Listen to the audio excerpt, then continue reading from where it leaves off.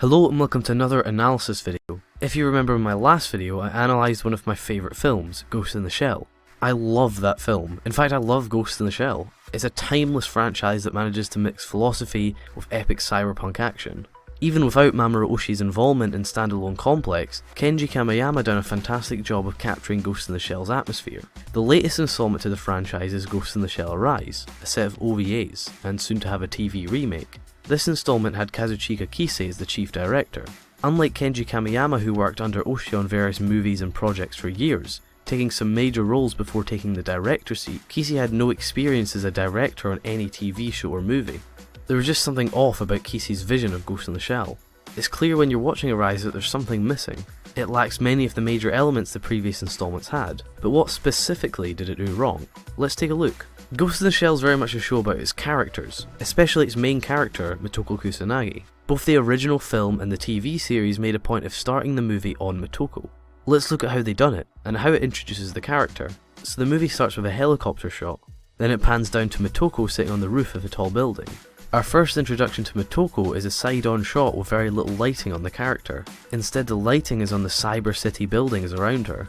Despite this, we're still very much drawn to the character, as it's an unorthodox introduction to a character. Normally characters are introduced from the front, in good lighting, sometimes with a close-up on their face. Instead here, we have a very dark side view of the character wearing glasses that hide half of her facial features. Standalone Complex does a similar shot. There's a helicopter shot and then the camera pans to Motoko on the top of a tall building. This time Motoko isn't even facing the camera, we only see the back of her head. Both these shots are extremely important as it tells the viewer exactly what the character is. She's not an ordinary character, but the way the viewer's drawn towards her tells her that she is an important character. Both extremely important and well done shots. Now let's look at how Arise introduces their version of Motoko. It does start with a helicopter shot, but instead of introducing Motoko right away, they choose to show a collection of pretty mundane static shots of the city and its civilians. It skips through about 4 or 5 of these before changing to the main scene. Even without Motoko, notice how broad these shots are. There's nothing for the viewer to focus on, nothing for the viewer to attach themselves to.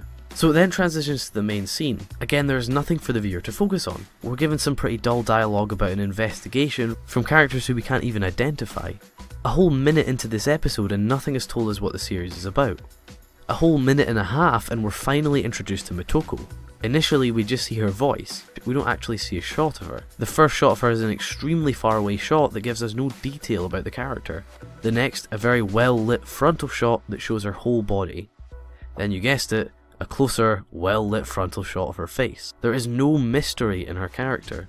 She might as well just be anyone with a gun, from any genre or any decade.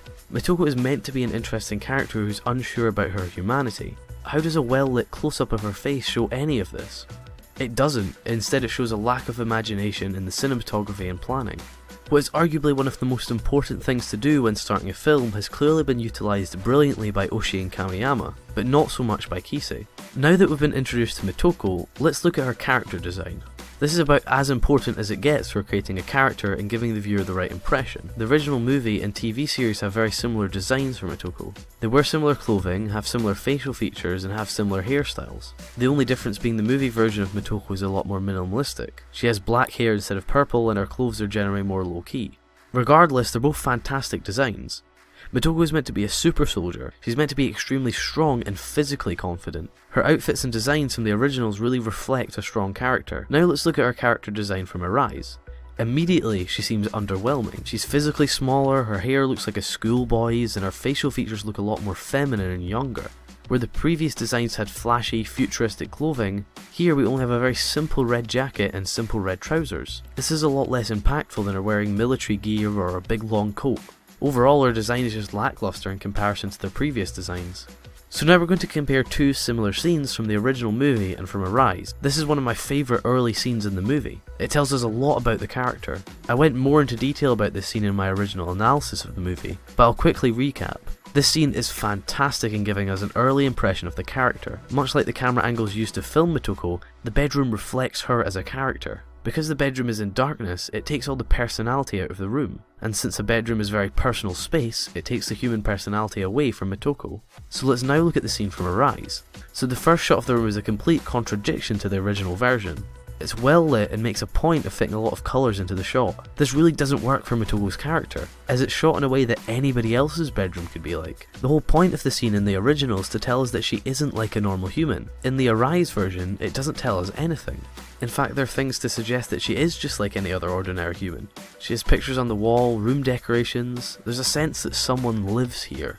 So how does this develop the character? Well, it doesn't. What does it tell us about Mitoko? Absolutely nothing. They even had the nerve to throw in some plot-based info dumping. Top-notch writing, guys. This brings me on to another point, the colour palette. As I mentioned in the previous scene, one of the original movie's strongest storytelling tools was its colour palette. Throughout the original, colour was used to tell the story of each character in each scene.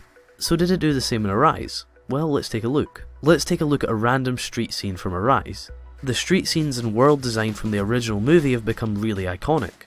They've even been used for the main inspiration for the world design of big movies like The Matrix. Both the original movies and the TV series used the world to create a dark atmosphere. One of their main themes was the political and sociological effects of the current technology. This is shown through dark, murky designs of a world and its civilians. Now let's take a look at the Arise design. Looking at this picture from a scene in Arise, what does it tell us about the world? Well, absolutely nothing. The colours used here have no pattern or meaning, they're completely random. You have bright yellow, you have pink, you have blue, green, nothing creates any kind of atmosphere. This could be a romantic comedy, a drama, anything. It totally kills the tone of the series. So the final point I'll be talking about is the overall atmosphere of the storytelling. This might be the most important point we've discussed in this video, as it's one of Ghost in the Shell's best elements. When you look at the story of the original movie, or most of the standalone complex stories, you'll notice that the plots themselves aren't super complex. It's normally a cybercrime or mystery that the characters have to investigate. It's the manner in which the stories are told and presented that makes them so impressive. The characters involved, the pacing, the subtle hints and the twists all add to the experience. And yep, you guessed it, Arise manages to mess this up too. With the exception of the second OVA, the stories told here are just plain dull. They don't attempt to tackle any of the philosophical and moral themes raised in the previous installments, and sometimes fail to pull off very simple action scenes. So the content of the stories are poor, but that's not all. Look at the villains of these stories. They look like something out of a children's cartoon. How can we take the series seriously with character designs like that? You know what, I could go on forever listing the things that Arise got wrong, but ultimately, does this make Arise a bad show? No, because it's up against some of the best anime ever created. It has a hard time standing up, but if you take a step back, Arise is an okay time killer for sci-fi fans. I'd recommend everyone to avoid this series unless you really want to watch it. As long as this team works on Ghost in the Shell, which they are planning to do for the upcoming movie, I don't think we'll ever get something as good as the originals, which is a shame. But at least it gives us another opportunity to appreciate the classics. So thank you for watching this analysis. If you want to watch the full analysis of the original film in all its glory, click on the screen. If you did enjoy this video, please do click the like button or share it around with your friends. And if you want to watch more videos, you can click the subscribe button. So thank you very much for watching, and I'll see you guys next time.